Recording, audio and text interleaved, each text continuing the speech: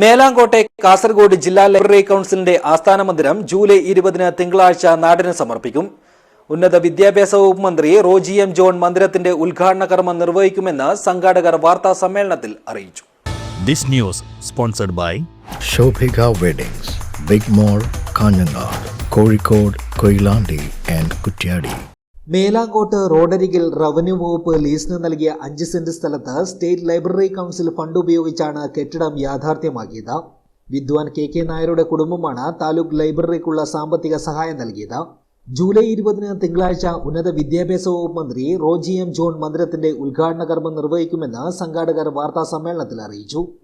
1 കോടി രൂപ ചെലവിൽ പണിത കെട്ടിടത്തിൽ ഹോസ്ദുർഗ് താലൂക്ക് ലൈബ്രറി കൌൺസിലിന്റെ office state library council secretary V Madhu ഉദ്ഘാടനം ചെയ്യും. കേരള ഗ്രന്ഥശാല സംഘം ജോയിന്റ് സെക്രട്ടറിയായി പ്രവർത്തിച്ച നീലേശ്വരത്തെ വിദ്വാൻ കെ നായരുടെ സ്മരണാർത്ഥം നിർമ്മിച്ച വിദ്വാൻ കെ നായർ ഹോസ്ദുർഗ് താലൂക്ക് ലൈബ്രറിയുടെ ഉദ്ഘാടനം state library council president doctor Dharmaraj Adat നിർവഹിക്കും.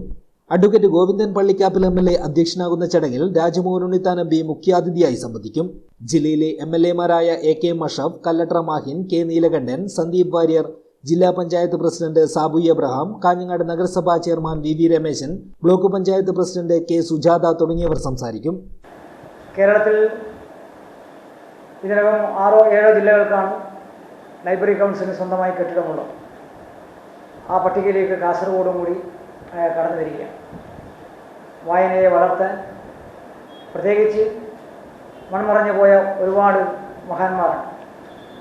അവരെയൊക്കെ സ്മരിക്കാൻ, അവരുടെയൊക്കെ സ്മരണാർത്ഥം അവരുടെ ചരമദിനങ്ങളിലൊക്കെ നിരവധി പരിപാടികളൊക്കെ സംഘടിപ്പിക്കാൻ ഒക്കെ കഴിയത്തക്ക നിലയിൽ നമ്മുടെ സാംസ്കാരിക രംഗത്ത് നല്ല ഇടപെടൽ നടത്താൻ ജില്ലാ ലൈബ്രറി കൗൺസിലിൻ്റെ സ്വന്തമായ ആസ്ഥാനം വരുന്നതോടുകൂടി നമ്മുടെ ജില്ലയ്ക്കൊരു മുതൽക്കൂട്ടായി മാറും എന്ന് തന്നെയാണ് പ്രതീക്ഷിക്കുന്നത്. സ്വന്തമായി ഒരു ജില്ലാ ആസ്ഥാന മന്ദിരമുണ്ടാകുക എന്നത് ജില്ലയിലെ ഗ്രന്ഥശാല പ്രവർത്തകരുടെ ചിരകാല അഭിലാഷമാണ്. കണ്ണൂർ, കോഴിക്കോട്, വയനാട്, മലപ്പുറം, പാലക്കാട്, തൃശൂർ, കൊല്ലം ജില്ലകൾക്ക് നിലവിൽ ആസ്ഥാന മന്ദിരങ്ങളുണ്ട്. 7ാമത്തെ ജില്ലയായി കാസർഗോഡ് മാറുകയാണ്. ജില്ലയിലെ 4 താലൂക്കുകളിൽ വെള്ളരിക്കുണ്ട് താലൂക്കിന് ആസ്ഥാന മന്ദിരം നിർമ്മിച്ചു കഴിഞ്ഞു. കാസർഗോഡ്, മഞ്ചേശ്വരം താലൂക്ക് ലൈബ്രറി കൗൺസിലുകൾക്കും കെട്ടിട നിർമ്മാണം ആലോചനയിലാണ്. കാസർഗോഡ് ജില്ലയിൽ ഇപ്പോൾ 532 അംഗീകൃത ഗ്രന്ഥശാലകളുണ്ട്. ഈ വർഷം സംസ്ഥാനത്ത് ഏറ്റവും കൂടുതൽ ലൈബ്രറികൾക്ക് സ്റ്റേറ്റ് ലൈബ്രറി കൗൺസിലിന്റെ അംഗീകാരം ലഭിച്ചത് കാസർഗോഡ് ജില്ലയിലാണ്. ഉദ്ഘാടന ചടങ്ങ് വിജയിപ്പിക്കുന്നതിനുള്ള ഒരുക്കങ്ങൾ പൂർത്തിയായതായി സംഘാടകർ അറിയിച്ചു. നീണ്ട 11 വർഷക്കാലത്തെ പ്രവർത്തനമാണ്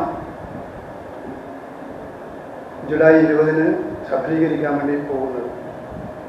5ാം ലൈബ്രറി കൗൺസിലിൻ്റെ കാലഘട്ടത്തിലാണ്, അപ്പുകുട്ടൻ വക്കീൽ അതിൻ്റെ സംസ്ഥാന സെക്രട്ടറി ആയിരുന്ന കാലഘട്ടത്തിലാണ് ഒരു ആസ്ഥാന മന്ദിരം എന്ന് പറയുന്ന ഒരു ആശയം മുന്നോട്ട് വരുന്നത്.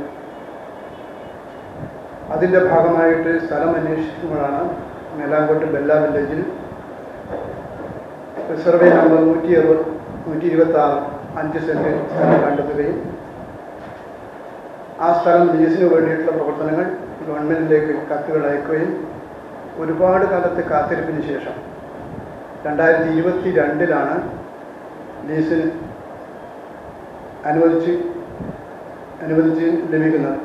സംഘാടക സമിതി ചെയർമാനും കാഞ്ഞങ്ങാട് നഗരസഭാ ചെയർമാനുമായ VV രമേശൻ, സംഘാടക സമിതി ജനറൽ കൺവീനറും ജില്ലാ ലൈബ്രറി കൗൺസിൽ സെക്രട്ടറിയുമായ doctor P Prabhakaran, state library council executive അംഗം PVK Panayal, state library council മുൻ സെക്രട്ടറി അഡ്വക്കേറ്റ് P അപ്പുക്കുട്ടൻ, ജില്ലാ library council president P Dileep Kumar, Hosdurg taluk library council president Sunil Pattena, secretary P Venugopalan, പ്രചരണ committee chairman AM Fasal Rahman, Pappan Kuttamath തുടങ്ങിയവർ മാധ്യമ സമ്മേളനത്തിൽ സംബന്ധിച്ചു.